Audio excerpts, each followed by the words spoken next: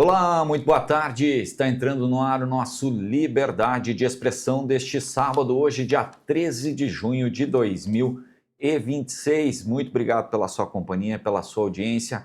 Todo sábado, aqui no nosso Liberdade de Expressão, um assunto de extrema relevância para a nossa região e para a nossa comunidade.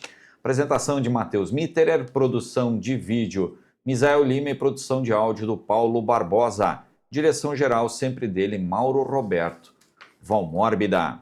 E no programa de hoje eu recebo a diretora do Hospital Universitário Santa Terezinha, Linda Mirsek Gadler, e também a Marisa Langer, que é responsável então também pelo hospital, pelo atendimento no Hospital Universitário Santa Terezinha. Muito obrigado pela sua companhia, esperamos tirar muitas dúvidas de vocês no programa de hoje. Primeiramente, professora, obrigado pela sua presença aqui nos nossos estúdios, falando um pouquinho, né?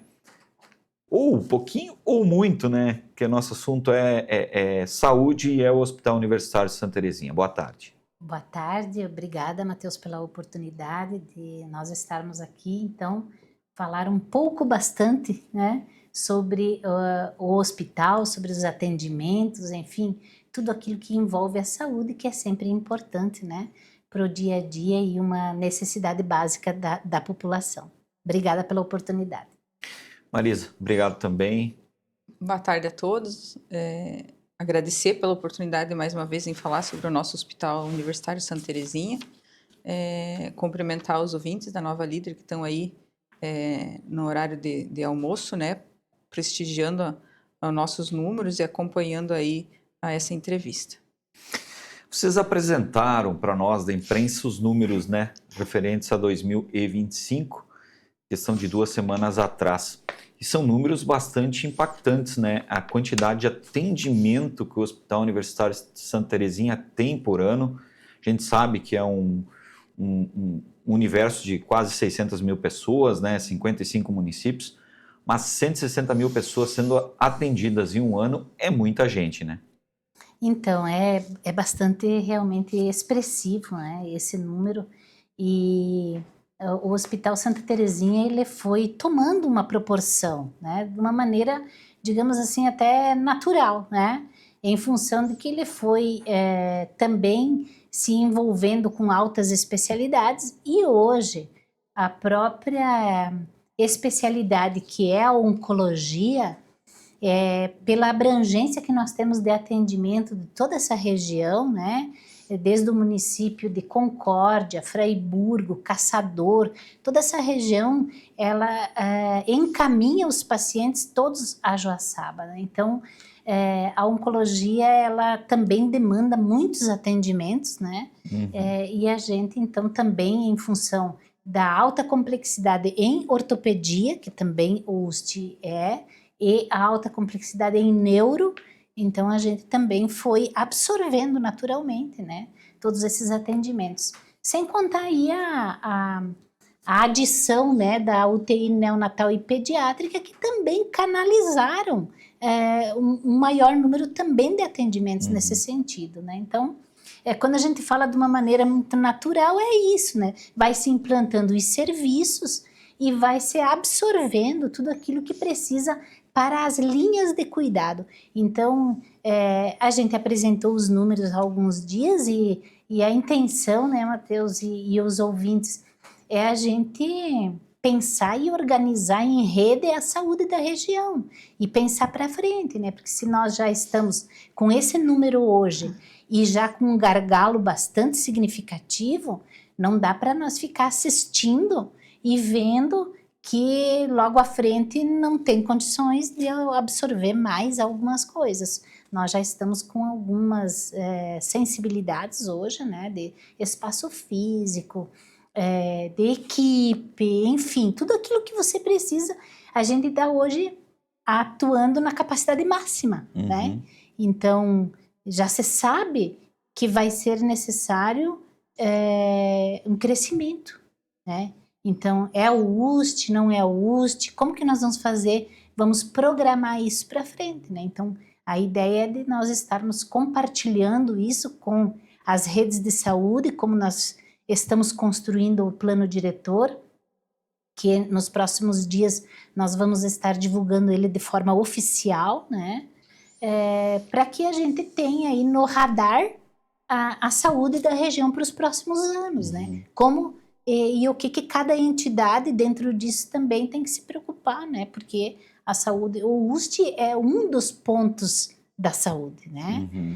Mas a gente precisa das unidades básicas, a gente precisa dos UPAs, a gente precisa dos municípios, né? De outros hospitais, enfim, de toda uma rede organizada para a gente atender a população e a população saber qual a porta correta na hora que ela precisa, né? Dentro dessa questão, professora, obviamente vocês debatem isso com o governo do estado, né? A Secretaria Estadual, né, de Saúde, o Diogo Demarque hoje.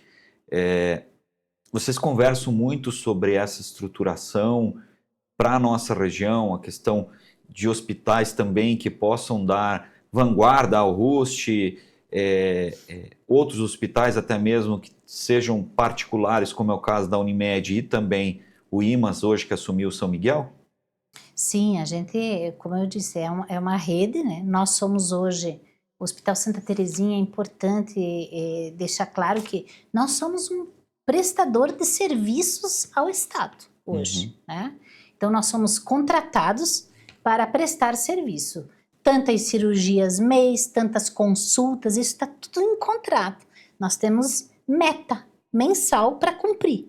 A gente tem um contrato onde lá está estipulado a meta de consulta, de exames, de cirurgias que a gente tem que fazer, deve fazer dentro das linhas e daquilo que a gente assume de responsabilidade.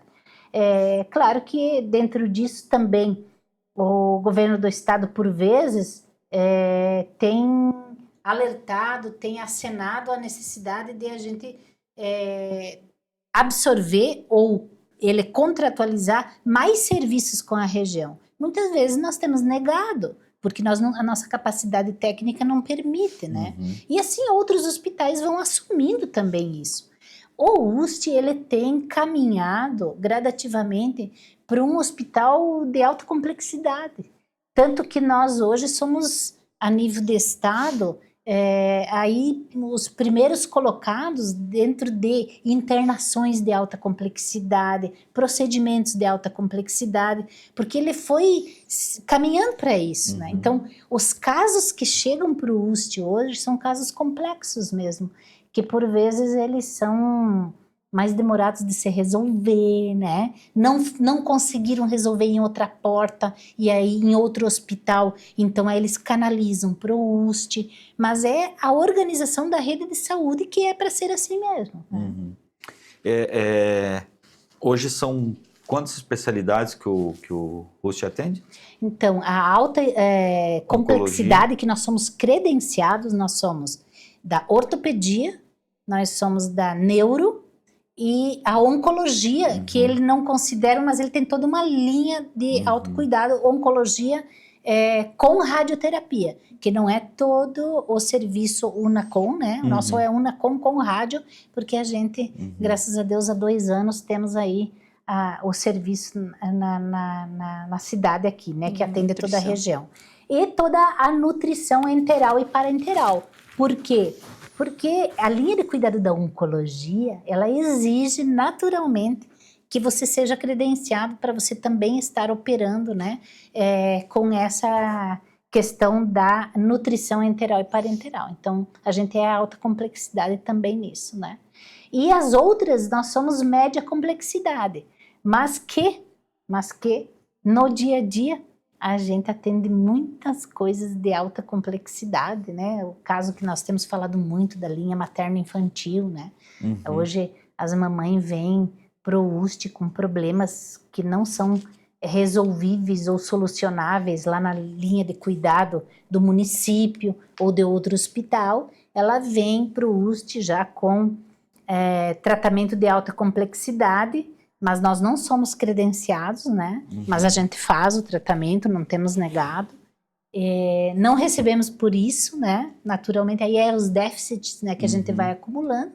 Mas aí a gente vai fazendo números, né, Matheus? É assim, a gente vai fazendo série histórica para aí depois requisitar e conversar com o governo e dizer, olha, estou fazendo isso, como é que Uhum. vamos resolver? Olha, a gente tem atendido tantos pacientes, ao invés de irem para outras cidades, nós conseguimos resolver aqui. Aí o governo vai analisando, mas com o SUS é assim, antes você faz a série histórica para depois ele te contratualizar. Então, essa é a dinâmica mesmo, né? Que aí nem sempre você consegue bancar isso durante muito tempo, né? E geralmente o valor do SUS é muito defasado perto da realidade do serviço, né? Nós temos hoje uma tabela que ela é de 2008, né? E aí o governo do estado, ele tem complementado, sim, né? Eu acho que o governo do estado tem a política, né, de valorização dos hospitais, a PVH.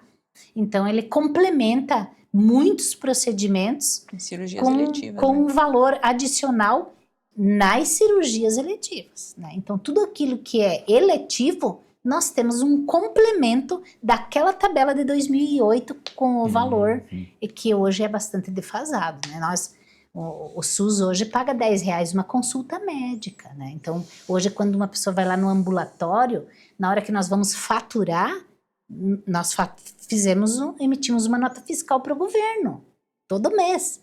Lá na hora é os R$10 que sai, que a gente recebe. Mas nós, na hora que vamos pagar os médicos, nós não pagamos R$10, porque senão ninguém atenderia, né? Então a gente também tem isso tudo, né? Hoje, quanto custa? Não sei se né? você pode abrir esse tipo de número. Quanto custa uma hora de um médico?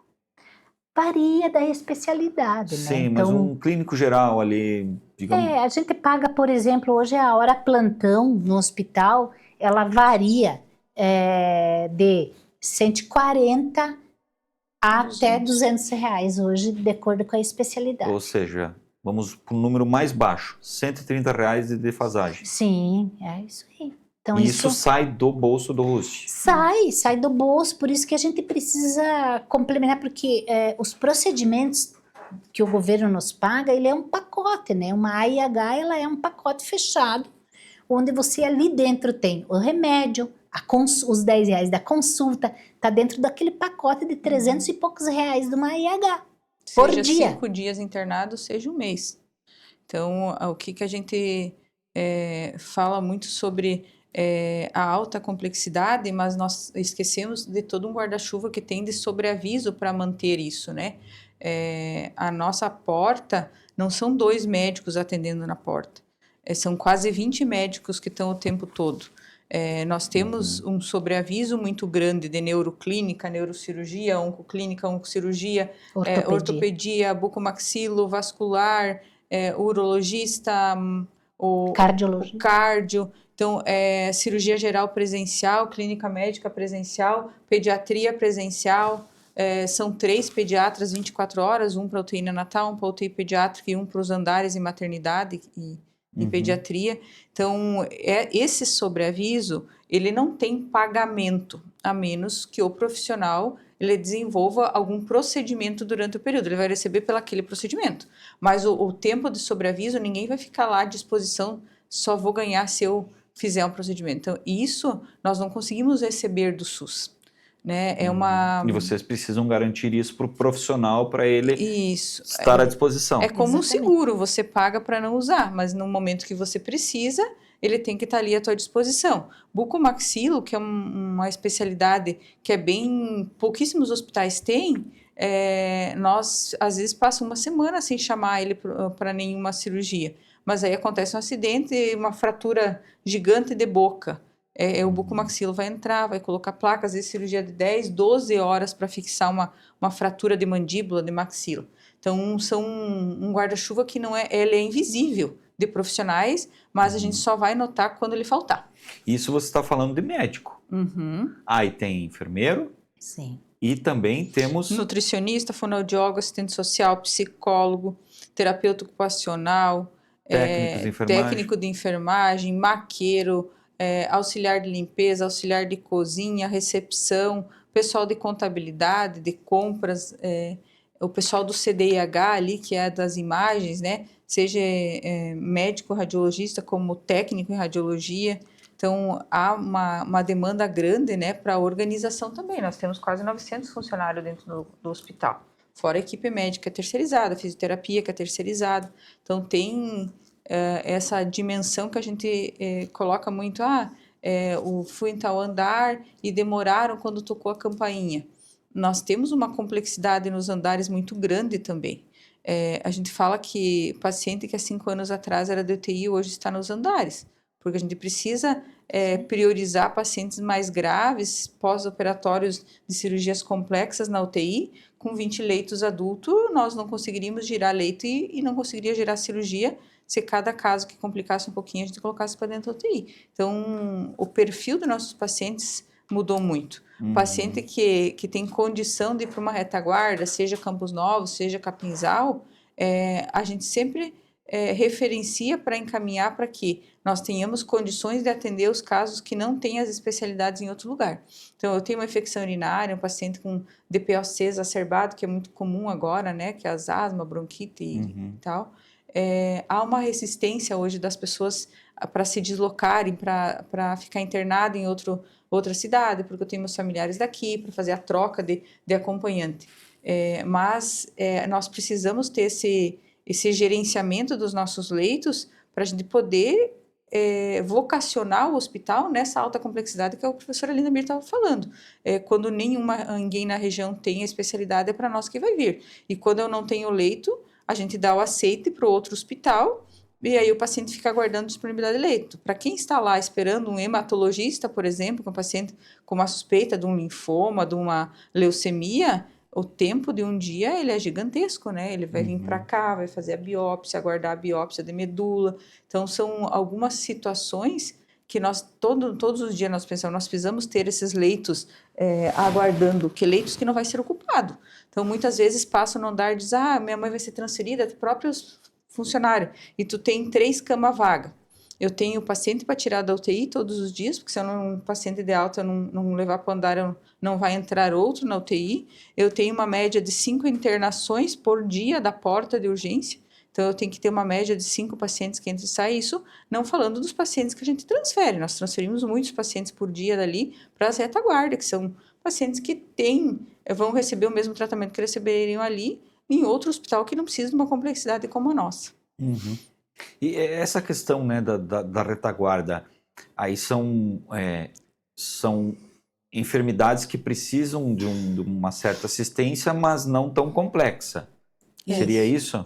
As subespecialidades, né, Matheus? Então, tem uma portaria e tem deliberações de CIB que eles regulam isso a nível de rede, que é o que a professora falava. Nós não somos o salvador da pátria, nem o Santa Terezinha que resolve a saúde da região. Nós somos um dos pilares dessa rede. Então, se nós não vocacionarmos para fazer alta complexidade e ficar internando todos os casos que podem ser resolvidos em outro hospital, na hora que for a nossa vez de cumprir a nossa missão de alta complexidade, a gente não vai estar com condições de fazer, vai estar super lotado. Então, Capinzal e Campos Novos são as referências de retaguarda para nós, os lugares que aceitam. Como a gente faz? Há uma solicitação de internação, nós entramos no sistema SISREG, que é um sistema que é regulado pelo Estado, com acompanhamento do Ministério Público, passa-se todos os dados, os exames do paciente, solicita um leito e retaguarda. Quem vai dizer para onde esse paciente vai são os médicos reguladores da Central de Regulação. É lá em Florianópolis. Agora está aqui na nossa regional, né? Tem? Então, foi transferido alguns meses para cá, e aí o médico daqui vai colocar, esse paciente vai para Capinzal, o leito tal. O nosso médico entra em contato com o médico de lá, passa o caso, dando aceite, chama-se ambulância para transferir um funcionário nosso, um técnico de enfermagem, um enfermeiro, acompanha até o hospital que ele vai, passa o caso lá, ele vai com a prescrição da medicação que ele vai tomar, ele vai com cópia dos exames que ele fez ali.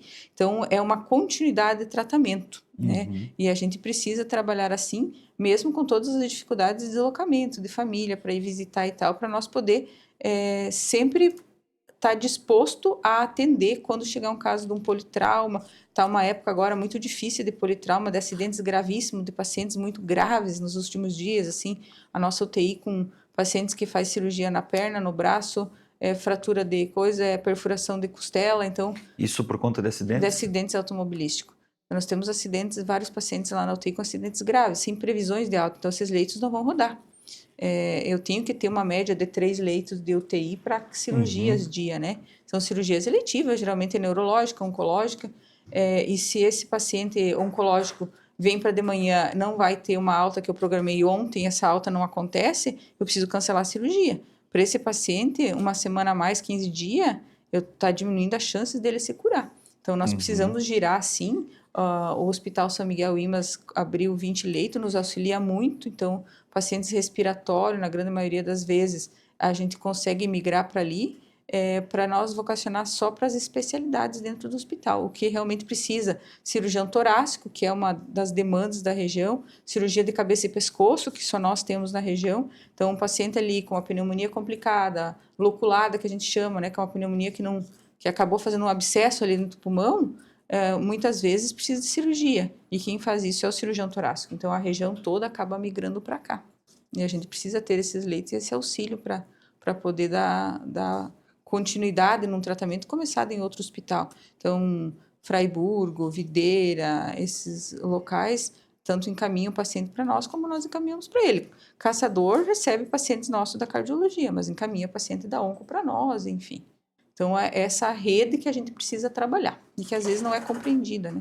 Que muitas vezes é isso, né? O paciente, quem regula ele depois que ele está dentro da rede é o Estado, né? Então, o Estado que regula esse paciente para onde ele vai, de acordo com aquilo que cada rede vai alimentando. Então, nós vamos alimentando lá no sistema como que a situação, quais são as demandas, e quando precisa aí decidir se vai para esse hospital ou para aquele hospital, é dentro da rede e o Estado que define, né?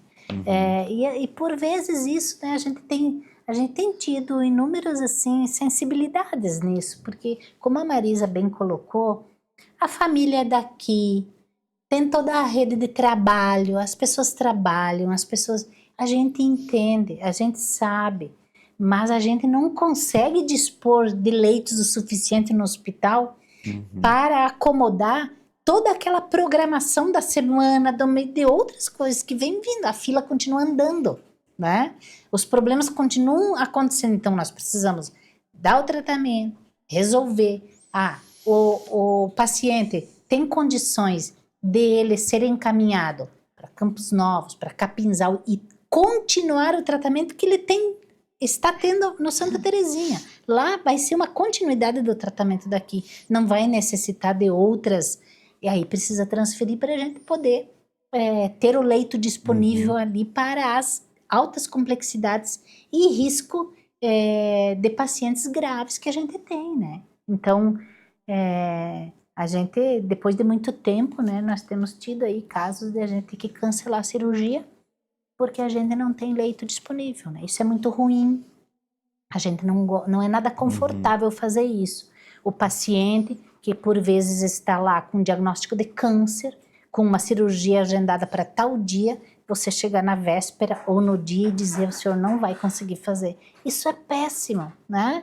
Porque a gente sabe disso, mas ao mesmo tempo nós não podemos levá-lo para uma sala de cirurgia sem garantir que ele tenha leito de UTI, porque nós sabemos que é uma cirurgia grave, delicada, que ela necessita de leito de UTI, e se nós não dispor desse leito de UTI na hora para garantir, você não faz, é melhor adiar. Então a gente tem que não provocar esse tipo de situação no dia. Por isso que a gente precisa, quando a gente fala em girar leito, é isso, né? A fila anda, os pacientes, as necessidades, enfim, o número de atendimentos é bastante considerável. Nós temos tido aí pessoas que vêm do extremo oeste lá da fronteira e também do litoral catarinense, né? E de acordo com isso, com as especialidades e com a regulação estadual que manda os pacientes, como também nós sabemos que nós temos pacientes da nossa cidade que por vezes vai lá para o litoral para alguma especialidade. Então, esse tipo de situação nós somos, a gente reforça, nós somos um ponto da rede de saúde, né? E a gente precisa hoje cada vez mais ser resolutivo. As pessoas não podem, essa pessoa ela tem que chegar no lugar e resolver o problema que ela tem, né? Em definitivo ou diagnóstico preciso, né? Então a gente procura e trabalha muito para isso, né? Vocês apresentaram os números, né? Mais de 160 mil pessoas passaram pelo Hospital Universitário em Joaçaba 2025. Mas há números expressivos de atendimento da nossa comunidade aqui no hospital, né? Chama muito a atenção, né? O levantamento é 2025 e agora 2026 a tendência é dar um pequeno aumento, fechou em 160.827 atendimentos no ano de 2025. Desses 160 mil, 26 mil de Joaçaba e 20 mil de Erval do Oeste. Então, nós fechamos aí mais de 47 mil atendimentos somente entre essas duas cidades. Erval do Oeste, que é a sede da nossa rádio que estamos falando hoje, é o segundo maior município atendido no UST dentro de todas as especialidades. Não estamos falando só da emergência. Naturalmente, a emergência é o maior número de atendimentos, mas pela proximidade. Depois de Joaçaba e Erval, a gente tem em terceiro Capinzal, quarto vem Concórdia, naturalmente pela oncologia, né? Não pela porta, mas pelos pacientes da avaliação oncológica. Quinto é Caçador, é uma cidade também com número de habitantes significativo. Campos Novos, Videira, Catanduvas, em nono Luzerna e em décimo Fraiburgo. Então, os dois municípios aqui, Joaçaba e Erval, somam mais de 47 mil atendimentos dentre todas as especialidades do UST. Então, eu digo que está muito bem servido na região, né? A gente tem essa tranquilidade também que se precisar, o hospital está aí para não conseguir nos atender e dar um suporte, né, em pouquíssimas áreas que ele não tem a habilitação para se fazer. Marisa, mas o número chama muita atenção. Se você juntar o número de Joaçaba com Erval do Oeste, com Luzerna, dá a população dos três municípios junto. Ou seja, cada habitante de Joaçaba, Erval do Oeste e Luzerna passou pelo Hospital Universitário de Santa Terezinha em 2025. Que assim, aqui são atendimentos. Sim. Aí nesses atendimentos nós temos o paciente que ele foi várias vezes, né? Porque um exemplo é um paciente oncológico. Ele vai várias vezes o mesmo paciente, cada vez conta um atendimento. Sim, mas chama atenção, muita gente, né? Não, chama atenção. Como também nós temos muitos municípios, que nós temos os números, aonde, vamos pegar aqui, pontualmente, por exemplo, em 20º lugar está Lacerdópolis. Lacerdópolis tem 2.290 habitantes, a média, né? Um pouco mais, um pouco menos, tá? Mas a gente, em 2025, praticamente 1.800 atendimentos, né? Quase a população toda do município, né? Então, e assim nós temos alguns que até ultrapassam, sabe? Se nós for ver número de habitantes pelo número de atendimentos daquele município, mas é em função disso. Eu gostaria de reforçar nesse sentido de que o valor, né? O valor que hoje nós temos que reconhecer de todos os que antecederam, também as gestões, enfim, e que lutaram para a gente ter o tratamento oncológico na nossa cidade, né? Isso tem um valor, sabe? Veja, os pacientes, e aí puxando um pouco para cá mesmo, porque nós somos todos moradores aqui da região, né? Então a gente também tem que valorizar isso. Os pacientes hoje, veja, Caçador tem 2 micro-ônibus trazendo todo dia gente para o UST. Sabe o que é isso? Todo dia o paciente, ter pacientes que precisam agendar, vir, fazer cirurgia, faz a cirurgia, volta para casa. Isso eu estou falando de Caçador. Tem Concórdia. Todas as outras regiões que não tem o tratamento oncológico, vem tudo para cá, né? Tratamento de radioterapia. Radioterapia, até 2 anos atrás, todo mundo ia para Chapecó, era a referência. Então, todo esse pessoal não precisa mais hoje viajar, né? Aqui, os mais perto. Eles vêm por conta própria. Com isso, as secretarias de saúde dos nossos municípios aqui, tanto de Joaçaba, Erval e Luzerna, especialmente, eu falo agora dos mais próximos, né? Mas não precisa deslocar toda essa gente. Como seria deslocar todo esse pessoal? Tratamento oncológico hoje, nós estamos hoje com 8.500 pacientes em tratamento oncológico no nosso hospital. Só oncologia.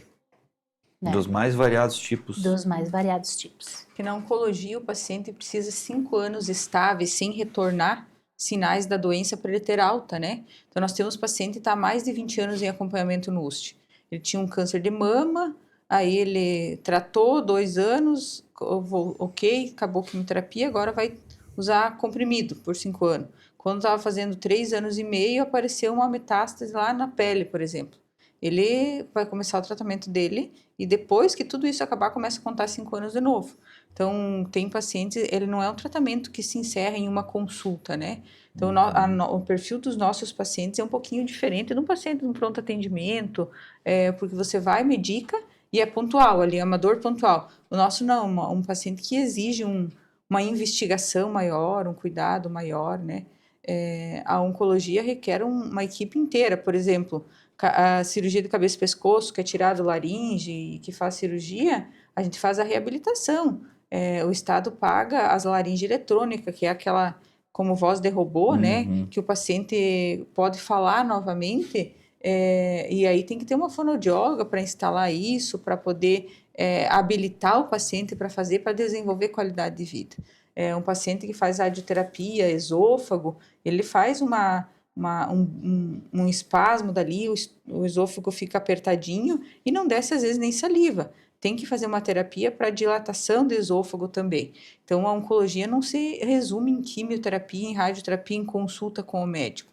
Ele é muito mais que isso, né? É um cuidado da equipe de farmacêutico que está lá controlando toda a medicação deles que vem, acompanhando os exames se estão ok para poder continuar tomando a medicação. A neurologia da mesma forma, são cirurgias extremamente complexas, com um especialista de outras cidades que vem para acompanhar cirurgias pontuais, com neuromonitorização. Então, nós temos no hospital cirurgias que quem não conhece não imagina que possa acontecer aqui. Mas que, como a professora colocou, as altas complexidades, elas estão cada vez mais nos direcionando para buscar tecnologias e buscar avanços aí para desenvolver também uma qualidade de vida melhor para as pessoas, né? Com relação a recursos, como é que vocês sustentam o hospital hoje, professora? Então, a gente tem dificuldades, né? Não é algo pontual só do UST, né? Hospital filantrópico, né? A gente é um hospital que sobrevive dos procedimentos que a gente faz. Hoje nós somos um hospital que ele produz 94% do que ele produz é SUS, né? Então, ele é eminentemente SUS. A gente sobra aí 6% de convênios e particulares, né? Até porque abriu outros hospitais na cidade. Até alguns anos atrás, e num tempo não muito distante, né? Se nós formos pensar, o Hospital Santa Terezinha estava sozinho, porque o Hospital São Miguel fechou um bom tempo, né? E aí depois abriu o Unimed, agora abriu também, que são mais pontos de presença de saúde, isso é importante, né? Sempre apoio, mas a gente tem esse 6% aí que é convênio particular, então nós somos um hospital SUS. O SUS, ele não suporta, isso não é no UST, é em todos os hospitais que atendem SUS. Ele não suporta o atendimento e a gente precisa, então, a gente brinca, né, e me perdoe aqui o termo de brincar, mas né, não é no sentido pejorativo, mas é assim, a gente vive passando o chapéu, a cesta, a sacola, quando a gente fala assim, o quê? Pedir para deputado, fazer campanha, que é para complementar. Hoje, o UST, ele tem um prejuízo mensal de 1 milhão. Hoje é um déficit de 1 milhão. Nós estivemos recentemente no estado falando com o secretário para ajudar a encontrar formas, né? Formas que ajudem o custeio disso, porque é aí que pega, né? Nós hoje recebemos um valor do faturamento que nós fizemos, que é em torno de 9 milhões por mês, que nós temos de prestação de serviço com o Estado de Santa Catarina. Então, Não, isso já é contrato, são números fixos. São metas que nós temos que cumprir dos procedimentos que nós temos contratualizados. Mas que não é limpo isso, né, professora? Tem que desse valor, se sai o pagamento, a produção do médico, se sai a nossa, a manutenção do hospital em si, o medicamento e tal. Olhando, quando nós, pessoa física, olhando 9 milhões, é um dinheirão. Mas do hospital a gente tem uma folha de pagamento que passa de 2,5 milhões, né? 3 milhões já está agora, né? 3 milhões de folha de pagamento e 4,5 milhões de médico, de PJ, que nós pagamos. Então você soma aí 4,5 com mais 3, E o resto do hospital? A hotelaria e medicamento. Troca Eu estou de falando equipamento. de custo direto de pessoas, que é médico e enfermeiros, técnicos, enfim, mão de obra, né? Folha de pagamento. Mas nós, o hospital... Pessoal, né? É pessoal. O hospital, ele precisa de medicamentos, né? Então, a gente precisa de emenda parlamentar, que ajuda nesse custeio.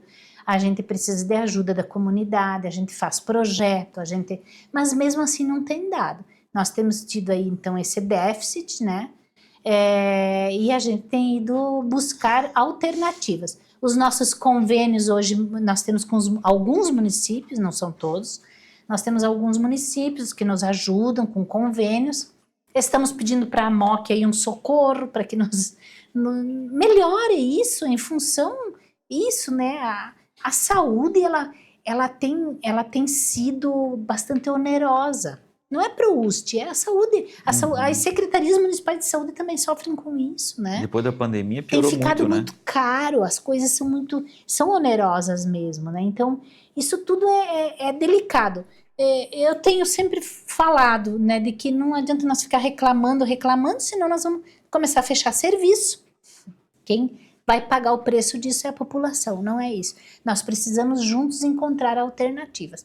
Se nesse Brasil tivesse menos ladrão, sobrava mais dinheiro para a saúde. Mas infelizmente esse é o mundo que nós vivemos, né? Me perdoe, mas é isso, né?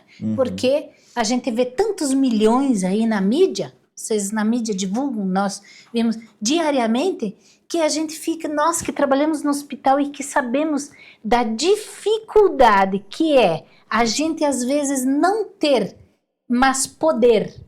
Mas a gente não tem. Mas a gente poderia estar oferecendo algo até melhor, mas a gente não tem condições. O limite nosso é aquele.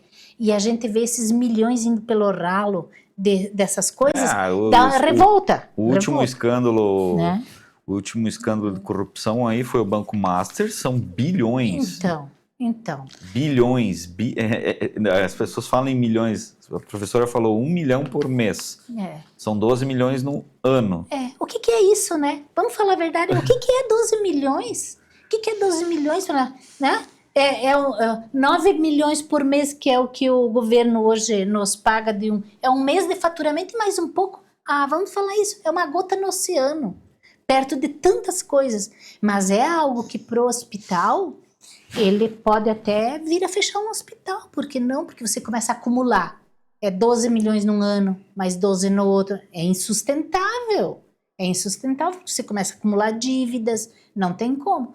Então a gente tem tido esse diálogo muito aberto, né, com o Estado tem se demonstrado bastante sensível a isso, e tem nos prometido ajudar nos próximos meses aí, em buscar alternativas, e também nós temos aberto isso aos nossos prefeitos, temos pedido ajuda para a MOC, para outros municípios, que também nós temos alguns convênios, mas hoje a ajuda tem sido bastante ínfima, mas importante.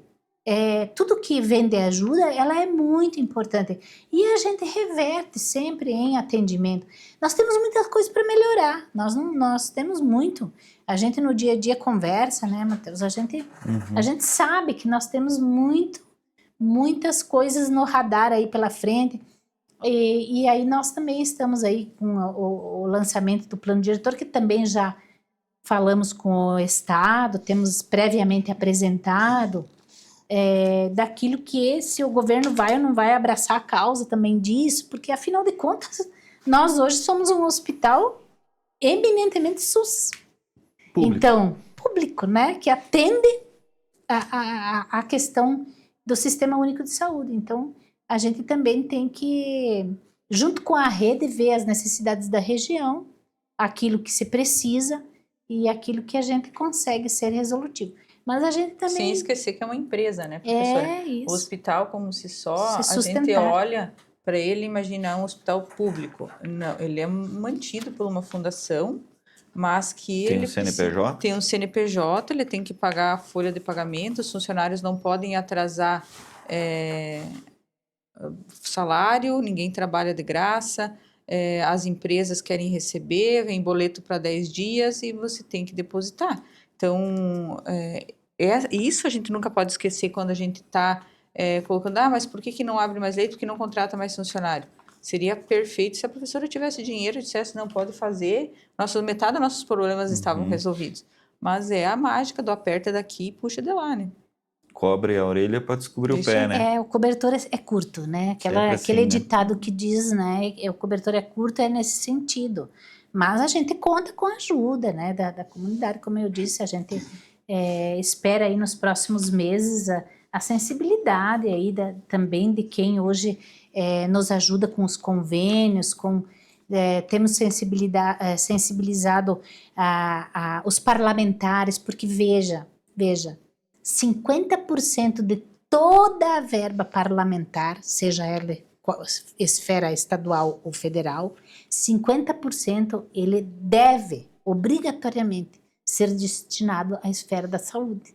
Então, assim, tem que vir, né? Deveria de ser algo até meio que automático em cima de critérios, né? Mas não é assim, a gente tem que todo mês, ou todo ano, passar o pires, né? Tem que pedir, a gente tem que estar sempre articulado politicamente. O que a gente percebe? A gente precisa se articular politicamente, senão esses recursos não vêm para os municípios da gente, vão para os outros, né? A gente, então, quando a gente também pensa nesse sentido de que nós precisamos ter representantes políticos de peso, com robustez, para que a gente consiga vir para a região da gente, porque se a gente não luta, as outras regiões vão lutar e vão conseguir. Por quê? Porque 50% da verba deles tem que ser destinado para a saúde. Então, a gente tem que sempre estar transitando junto com os vereadores, junto com os prefeitos das nossas regiões. Então, quando a gente fala que é em rede, é porque é em rede mesmo. Não adianta uma andorinha sozinha, não faz verão, né? E a gente precisa estar, assim, muito, muito transitando. No meio disso, nós temos procurado. A gente sente, assim, que nós precisava, sabe, ter uma força política maior da nossa região. A gente sente, né? É uma questão de números, professora, infelizmente. Números, eu digo votos. Pois é. Que a nossa região não representa, né, um número significativo de votos. Por isso que a gente teve o último deputado que nós tivemos foi o nosso governador, né? Sim, Jorginho Melo foi eleito em 1994. Depois disso não tivemos mais. Temos candidatos e às vezes quando tem 3, 4 da região, que aí acaba não canalizando para ninguém, e são os candidatos de fora que levam votos daqui, alguns que a gente conhece na época das eleições e nunca mais vê. Nós estamos falando de 22 anos, né, gente? Que nós não conseguimos eleger. A última vez que em 2010 que ele se elegeu a federal. Então, olha quanto tempo nós não temos mais. É muito tempo, né? Desde 2010 nós não temos um representante na Assembleia. Então, mas isso... uma outra questão, a Marisa era secretária de saúde na época da pandemia. Uma caixa de luva, eu lembro, custava R$5. Passou a custar 50, 60, 70. E não baixou, né? Não aliviou. Passou a pandemia, continuou o mesmo preço que foi... E continua aumentando significativamente. Não aumenta nem NPC, a tabela do SUS para nós, a tabela Sigtap, né? Ela tem mais de quase 18 anos que tem da tabela sem reajuste nenhum. Então, o que era R$300 há 18 anos atrás e o que ele significa hoje? E todo esse valor foi aumentando. Nós recebemos ali R$8 de diária de alimentação para servir 5 refeições no dia. Como é que você serve 5 refeições com R$8? É fazer mágica todos os dias. Nem um pão seco não consegue. Não vai, né? Então, a gente tem essas sensibilidades, essa busca, não está inerte. Eu acho que a professora tem girado todos os municípios, não só da MOC, como toda a macro-região aí, para a gente buscar também e trazer coisas boas. Não é um chororô o tempo inteiro, né? A gente sabe das dificuldades, sabemos que o hospital é deficitário, mas eu acho que se buscou e se evoluiu muito. Um exemplo disso é o prédio da oncologia, né? Que em menos de 2 meses vai estar pronto. Nós saímos aí de 700 metros para 2,5 mil metros quadrados, com 4 andares, já está na nossa garagem um cintilógrafo, um tomógrafo novo, exclusivo para o serviço de oncologia que vai ter lá em cima, um espaço adequado, consultórios adequados, que hoje a gente tem que fazer escala, que médico que atende tal horário, que se vier um a mais, já faltou consultório na oncologia. Nós estamos com 17, 18 médicos só dentro da oncologia. Então, eu acho que tem avanços aí que às vezes nem são tão perceptíveis, a gente se acostuma muito com as coisas. Mas como teve pessoas que em 2012 começaram a lutar para a radioterapia ser o que é, tem pessoas que lutaram para o serviço de oncologia estar lá e evoluir e não passou abatido quando vem a reclamação de que estamos lá fora, é frio, não tem lugar dentro da oncologia. A gente sabe disso e por isso que está se buscando levar para uma estrutura um pouco mais humanizada também, né? E dentro disso abrirá espaço aqui embaixo para uma ampliação de leitos. Sim, então a gente... Mas obviamente precisa de grana, né? Exatamente. Então é isso, né? A gente, o plano diretor que nós estamos organizando para o UST é para a gente poder ter no radar o que nós vamos, o que precisamos, o que nós temos, o que nós precisamos, o que a região precisa, não é? Né? Para os próximos anos. E aí a gente verificar leito de UTI que nós precisamos melhorar, a nossa emergência. Quanto custa um leito hoje de UTI dia? Então, hoje o custo dele é 2.200 a 2.500 dia. Nós recebemos 1.200, né? Então já tem uma defasagem. Por leito, né? Nós temos 20 leitos de UTI adulto e 20 entre 10 neo e 10 pediátricos. Então, são 40 leitos de UTIs. Se a gente pensar ali um déficit de quase R$1.000 dia leito, né, professora? Vai se somando, vai se somando, entende? 40 mil por dia. E aí você pensa assim, você precisa você vai aumentar a complexidade, você vai aumentar a sala de cirurgia, você precisa de UTI, porque as cirurgias complexas você precisa ter retaguarda para... Banco de sangue, a gente passou também agora situações, né, junto com o Hemos, que eu acho que todo mundo acompanhou aí, e ainda está numa crise muito grande de hemocomponentes. Nós transfundimos em média 400 bolsas de hemocomponentes por mês, né, que são sangue, plaquetas e plasma derivados. Então, não é simples uma cirurgia de alta complexidade, não é o que a professora está falando, que envolve UTI, de envolver o serviço de imagem, de ter banco de sangue, muitos profissionais, o material especial, principalmente em próteses, que eles vêm tudo de Curitiba, vêm de Porto Alegre, tem que estar muito organizado para ele estar aqui na hora da cirurgia, estar esterilizado, estar pronto e o paciente sair de lá com o benefício que a cirurgia dele é feita, sem mais prejuízo do que quando ele entrou. Qual é o tempo médio hoje de internação de um paciente oncológico? A gente tem nosso tempo médio de clínica médica e cirúrgica, são duas situações diferentes. Não, mas eu digo assim, a clínica ele entra, isso, geralmente ele vem de manhã, passa o dia ali, final da tarde, o meio da tarde ele volta para casa. Os ambulatoriais, né? É isso. E aí o paciente internado, quando interna para fazer quimioterapia internado, tem as quimioterapia de 72 horas, né? Ele interna 72 horas só para fazer quimioterapia na veia. Como tem as intercorrências da oncologia, que eu tô lá com um tumor de pâncreas e obstruiu, não tô conseguindo fazer cocô, tá amarelo e tal. É uma média de 8 dias de internação média, tá? Tem pacientes que ficam 30, tem pacientes que ficam 5. Cirúrgico já é um pouco menos, porque cirurgia ele tem uma rotatividade maior, é uma média de 5 dias de internação. Mas a nossa demanda de tempo de internação está maior do que a média da região de hospitais. Então, há uma comparação desses números também pela essa complexidade dos casos que vem de investigar, muitas especialidades em cima do paciente e os dias vão passando. A nossa ressonância, ela trabalhava antes até às 7 da noite, foi até às 21, agora ela está até às 24 horas. À noite nós fizemos internados, porque não está mais dando a volta no que a gente precisa de exames para fazer. É intenso e complexo, né? E você está falando das melhorias. Veja, um ponto bem simples e importante é a nossa emergência. A emergência do Hospital Santa Terezinha deu o que tinha que dar. Esse é o caso. Ela não compõe. Aquilo que está ali é aquilo que está ali. Nós não temos para onde crescer, nós não temos para onde aumentar, nós não temos A dificuldade é organizar o serviço melhor porque nós não temos espaço, né?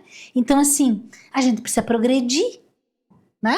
A gente precisa, para você vai aumentar, você precisa de espaço físico, você precisa, então, é isso tudo que a gente também, nesse plano diretor, é isso, é a gente dar uma guinada na nossa emergência, nos nossos leitos, salas cirúrgicas, aumentar o número de UTI, de leitos de UTI, e a gente pensar aí uma estrutura hospitalar para os próximos 10 anos. E não fazer tudo de uma vez, mas ir progredindo, né? Nos primeiros 2 anos, o que você vai fazer? A ideia é, primeiramente, mexer exatamente nessa questão da emergência e tudo aquilo que envolve, né, o acolhimento em si, para depois ir para o centro cirúrgico, leitos e, enfim, outras questões que são importantes. Nós também temos que um hospital não é só leito e, né, nós precisamos ter um almoxarifado, nós precisamos ter um restaurante, nós precisamos ter os serviços de apoio que eles precisam. Lavanderia. Tudo dimensionado para o tamanho que é. Então, a gente também precisa de espaço para isso, né? Que hoje tudo que tinha no hospital foi se tomando... a gente brinca lá que o metro quadrado do hospital é bastante disputado, né? Porque, Balneário Camboriú. Então, foi se tirando, a gente não tem um auditório hoje, nós não temos nenhuma sala de auditório, ela virou tudo assistência, porque a gente foi priorizando assistência ao paciente e tirando esses ambientes, mas chega uma hora que não tem como, né? A estrutura do hospital já está, a gente também precisa retomar e também a exigência hoje, né? Nós estamos pensando aí em construir ambientes alternativos, de longa permanência. O paciente vem interno, ele fica vários dias ali, né, sem ver o sol, né? A gente precisa também, hoje a gente sabe que mudou até isso, né? Mudou, a gente precisa também avançar em ambientes alternativos para esses pacientes que estão hospitalizados, que ele às vezes ir num lugarzinho onde ele tem acho que só olhar o sol já traz uma melhora gradativa, né? Isso, então assim, às vezes isso não é luxo, não, isso não é porque ele é SUS que ele também não tem o direito, e por que não? Mas a gente precisa ir preparando esses ambientes e pensando isso, né, pro futuro. A expectativa da construção do novo hospital ou não? Não, do novo não. Aonde está, onde está, e a gente fazendo uma reforma bastante ampla e construir ali uma torre de 12 andares, conectando com o hospital existente hoje, né? 3 a 4 andares de garagem, que hoje é um problema sério, né? E os outros andares, então, leitos e outros ambientes, né, importantes, conectando a rua lá, 13 de Maio, com a Travessa Domingos Bonato, onde a gente, pela 13 de Maio, passa com o carro por baixo do hospital, sai na Travessa Domingos Bonato, né? Então, fazendo uma fruição, né? Daí consegue fazer Isso, para a gente poder ir resolvendo essas questões, né? E são momentos, né? São momentos, né? Não tivemos, assim, um aceno do governo do estado para... O Jorginho falou em vários momentos aí, né? De que dificilmente nós íamos conseguir aí apoio por construir. Hoje, construir um novo hospital, nós precisaríamos aí uns 300 milhões, né? Para você tirar de um lugar e levar para outro. Não é assim, né? Tão simples. E um projeto como esse, professora, quanto custaria? De 80. 80 a 100 milhões. 80 milhões por aí você consegue. Pelo menos é a expectativa aproximada, né? Pouco mais, um pouco menos, isso tudo. Mas você não desembolsa tudo de uma vez, né? Você vai fazendo em etapas, resolvendo problemas gradativamente e avançando. É que nem na casa da gente. A gente, quando constrói... Vai fazendo os puxadinhos. A gente não é assim. Você constrói uma casa nova. Quem disse que você vai ficar toda a vida? Você vai sempre melhorando, você vai dando manutenção. Você vai vendo, depois de um tempo que tu tá ali dentro, e não, já dá para fazer mais isso. Você vai adaptando, não tem jeito. Os hospitais também estão assim. E se nós percorrer o estado aí, todos eles passam por isso, né? Estar sempre melhorando, porque as demandas vão vindo e vão exigindo. As demandas vão forçando a gente a encontrar solução para os problemas que a gente tem. Qual é a idade do hospital? Vai fazer 80 anos agora no mês de outubro. Frei Edgar, Então, construiu é. o início dele lá, onde era a igreja passou aqui para baixo, aqui na praça ali, E assim na foi. catedral. E iniciou, né, a história do Worcester, ela iniciou com mutirão, né? Mutirão, construção com as pessoas. Né, eu digo sempre, meu pai, né, ajudou Aham. a construir. Na época com o Frei Edgar, eles faziam esquema de mutirão com os interiores, né? Então, os agricultores vinham, ó, a semana que vem é você que vem. Eu vim aí, com a picareta, fazer os buracos para o ciclope, para começar os primeiros pilares do hospital. E assim foi. A construção do hospital foi a base de mutirão, tanto que ficou 12 anos em construção para começar os atendimentos, né? Então você veja que o pessoal já lá atrás não desistia, não é hoje nós que vamos desistir fácil, né? E vamos fazer um mutirão então, né, para melhorar o É hospital. isso aí. Gostaria de agradecer a presença de vocês.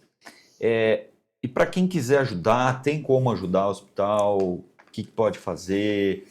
Os nossos políticos, olha aí, gente, eleição, né? Eu acho que também é um recado para o eleitor aqui da nossa região, né? Começar a valorizar quem de fato ajuda mesmo. Não adianta o Zezinho das Couves vir lá do litoral, te pedir o voto, você votar e nunca mais ver ele. Acho melhor começar a valorizar e pensar em quem ajuda.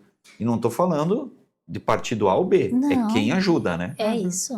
Acho que a gente tem, assim, vários programas, né? Hoje, por exemplo, nós temos até o final do ano o programa de doação do imposto de renda. Então, todo aquele que faz a sua declaração, tanto empresa como pessoa física, na hora de fazer a declaração, e não precisa esperar fazer a declaração, se pode fazer antes, faz uma doação, então, para o Fundo de Infância e Adolescência, o FIA, e depois isso é abatido no imposto de renda. Então, em vez desse dinheiro, na hora de você apurar o valor, você recolher em DARF e ir lá para Brasília, não, você já está recolhendo, ele está ficando aqui, indo lá para o Santa Terezinha, para a gente utilizar nas UTI neonatal e pediátrica. Ele é uma ajuda específica para o custeio das operações da UTI neo e ped. Então, a gente pede, né, e toda a empresa também, que trabalha aí apurando com o lucro real, pode também recolher os seus impostos para esse. E também nós temos outros projetos aí e outras formas de doação, né? Que o pessoal entrando em contato, nós temos PIX, nós temos programas, projetos, né? E temos um setor hoje no hospital que cuida disso e que busca os recursos que sempre tem nos ajudado, né? As entidades sociais, que por vezes aí fazem algumas campanhas, né? Tivemos agora o Rotary também nos ajudando, o Lions, que sempre nos ajuda, o CDL, né? CDL Mulher sempre tem contribuído, e isso é sempre muito importante, né? Nós consumimos muito cobertor, muito travesseiro, isso tudo sai do custeio do dia a dia, a gente não uma pessoa hoje, um cidadão CPF, pode chegar lá, comprar ali no determinada loja, vamos falar no Leão, comprar 5 cobertor, 5 travesseiros, pode levar lá para vocês? Pode, nós temos um setor de acolhimento que vai registrar essa entrada e vai controlar o consumo desses produtos todos. Nós temos muita gente que ajuda, sabe? Para esses consumíveis, digamos, né? Do dia a dia. Alimentação também. Nós temos a Rede Feminina de Combate ao Câncer também, que nos ajuda, e outras entidades que por vezes vão lá, fazem doação de inúmeras aguinhas de coco. Nós não temos condição de comprar água de coco com R$8 por dia de uma diária para o paciente. Mas assim, pessoa com tratamento de câncer, né? Por vezes a alimentação é difícil, né? Então a gente tem uma aguinha de coco. As aguinhas de coco que os nossos pacientes tomam, né, Marisa? São quase que todas elas das doações que nós recebemos. Isso tem um valor imensurável, né? No dia a dia, aqui eu estou citando um exemplo, né? Mas a gente teria muitos outros que a gente tem aí, as entidades que nos ajudam e que a gente agradece, né? Muito porque contribui e e ajuda muito no acolhimento, né, do paciente especialmente. Muito bem, gostaria de agradecer, professora Lindamir, Marisa, agradecer a disponibilidade de vocês duas, vocês que comandam um hospital tão importante para uma região como é a nossa. No início do programa eu falei, são 600 mil pessoas, 55 municípios, é muita gente que vem ao RUST, muitas pessoas, geralmente a pessoa que está doente, ela não vem sozinha, ela vem com acompanhante, então tudo isso gira custo, tudo isso acaba trazendo, né, custos para o hospital, e o nosso intuito aqui do nosso Liberdade de Expressão é mostrar um pouco da realidade do hospital, mas também buscar alternativas, né, e que as pessoas se sensibilizem e consigam, da forma delas, que elas consigam, a gente não está pedindo para você doar 10% do teu salário, mas se você conseguir comprar um travesseiro, levar lá, ou você numa associação de moradores, na tua rua, sabe? Tentem ver, movimentar, que eu acho que vocês não estão fazendo bem para elas duas, estão fazendo bem para toda uma comunidade. Gostaria de agradecer vocês também, nosso Liberdade de Expressão. Obrigada pela oportunidade, e a gente também segue sempre ao dispor, né? Espero que vocês não precisem do hospital em si, mas precisando, nós estamos lá, né? Para aquilo que necessitar para a população, e sempre procurando cada dia fazer mais e melhor, né? Acho que agradecer também pela oportunidade de poder levar esses números. Eu já tive nas duas pontas, né, Matheus? Tanto como saúde coletiva e agora como hospital. A gente tem dores, cada um com as suas, né? Mas a gente vê que não existe lugar melhor ou pior. Nós somos complementares um do outro, né? Então, não dá para a população de Herval, de Joaçaba, viver sem o RUST. Se eu abrir um serviço, não vai substituir. Então, essa saúde terciária, que a gente chama, que é a do hospital, quando é o caso grave, ele precisa melhorar cada vez mais. E não tem outro jeito senão investimento. Então, se investir, a gente vai cada vez menos ter ambulância-terapia, que é sair daqui. E é isso que eu acho que se espera e que se busca todos os dias, que é o nosso hospital, é da nossa região, não é o hospital da Fundação da Lindamir. Nós estamos num cargo ali para auxiliar, mas eu acho que cada um tem um pedacinho do hospital ali que socorreu ou conhece alguém que socorreu em algum momento, né? Muito bem. Agradecendo então a professora Lindamir Seck-Gadler, diretora do hospital, a gerente também hospitalar Marisa Langer. Muito obrigado pela presença de vocês aqui. Gente, esse foi o nosso Liberdade de Expressão deste sábado. Muito obrigado por nos acompanhar. Nosso Liberdade de Expressão volta no próximo sábado, sempre com um assunto de extrema relevância para a nossa comunidade. A apresentação foi minha, Matheus Mitterer. Produção e edição de vídeo do Misael Lima, produção e edição de áudio do Paulo Barbosa e a direção geral do Mauro Roberto von Mórbida. Todos, ótimo final de semana, ótimo domingão. Boa Copa do Mundo! Começou a Copa do Mundo, na noite de hoje já temos Brasil e Marrocos. E aí, qual é o seu palpite? Um abraço, gente, até mais. Tchau, tchau.